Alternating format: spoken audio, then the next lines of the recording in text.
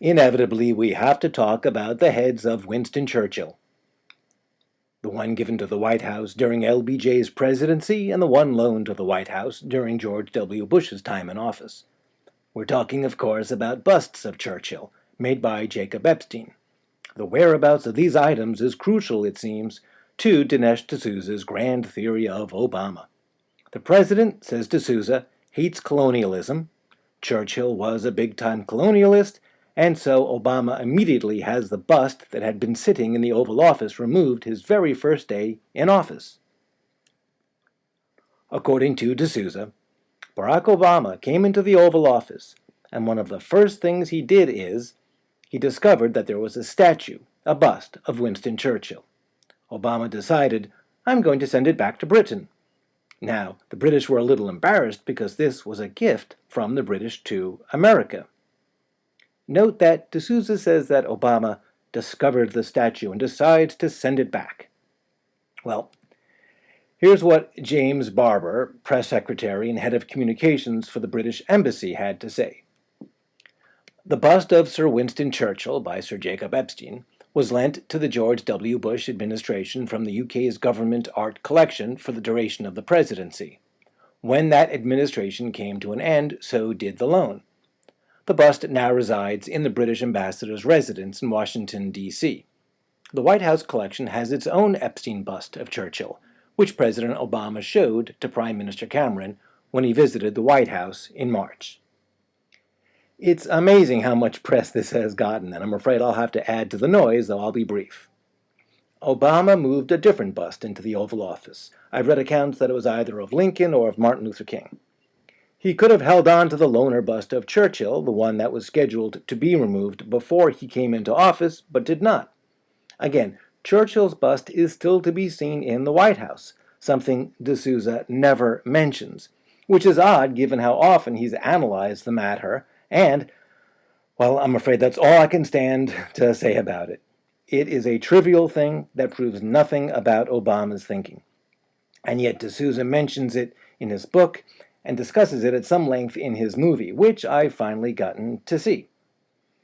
In the film, he follows up his discussion of Churchill's head with the following comment. The British Empire is now gone except for a few outposts like the Falkland Islands. Obama wants to close that chapter by returning the Falklands to Argentina. No, wrong. Here's the State Department in response to a question taken at a January 19th press briefing.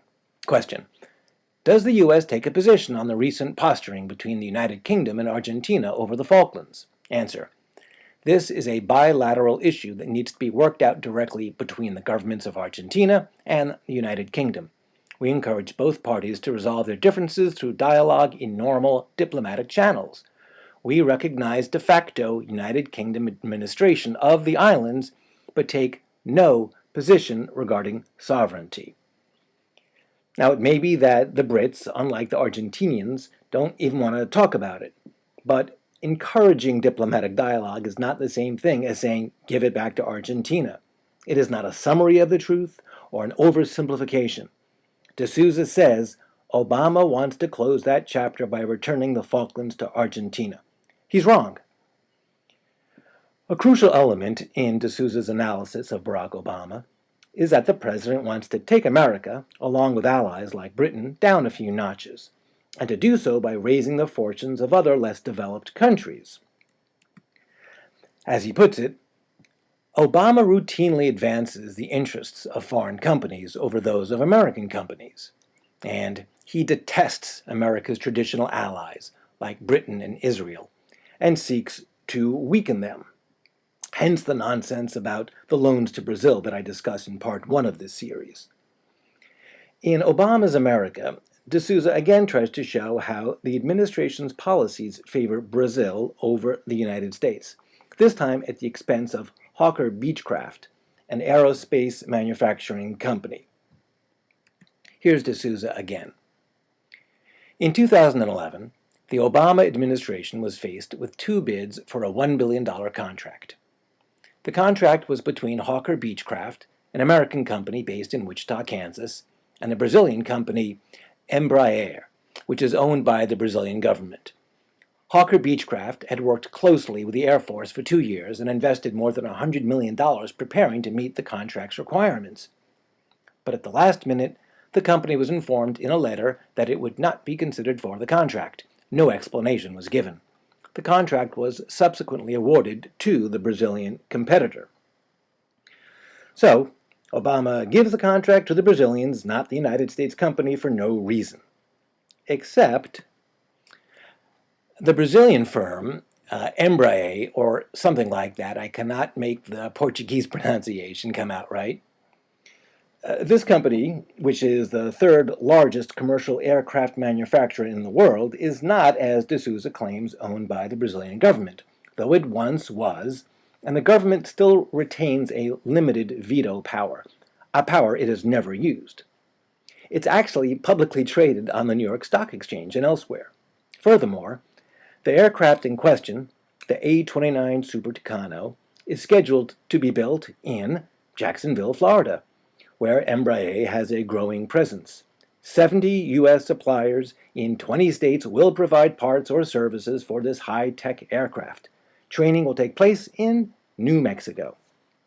Now, as to Hawker Beechcraft Defense, the Wichita, Kansas firm that did not get the contract, this is a subsidiary of a large business owned in part by a Canadian investment firm. This may change, however, because it filed for Chapter 11 bankruptcy in May of 2012. They've laid off hundreds of workers, and in July accepted an offer to sell the business to Superior Aviation Beijing of the People's Republic of China. To be clear, I'm referring to the parent company, though clearly the future is uncertain for Hawker Beechcraft Defense, the company in Kansas. By the way, it's worth noting that during these bankruptcy proceedings, senior management applied to the bankruptcy court for bonuses, including $5.3 million for the top 8 execs, who say they deserve it because managing the bankruptcy sale is difficult and time-consuming. One more thing. D'Souza says no explanation was given for why Hawker Beechcraft did not get the contract. Well, here's what the Air Force had to say. The bid from Hawker Beechcraft was technically unacceptable and would lead to unacceptable mission capability risk. So, wrong about Embraer being owned by the Brazilian government, wrong about Hawker Beechcraft being an all-American company, and wrong about no explanation being given. Wrong, wrong, and wrong again. But imagine this. Imagine that D'Souza was right about these things. He's saying that Obama was directly involved in deciding who should get the contract. The president somehow got the Air Force to go against its own best interests and choose the Brazilian company without complaining about this publicly. And why? Why would the president do this? Because he's an anti-colonialist. Wow. Well, in the next part of this series, we'll look at what some other voices, conservative voices, have to say about Mr. D'Souza. Stay tuned.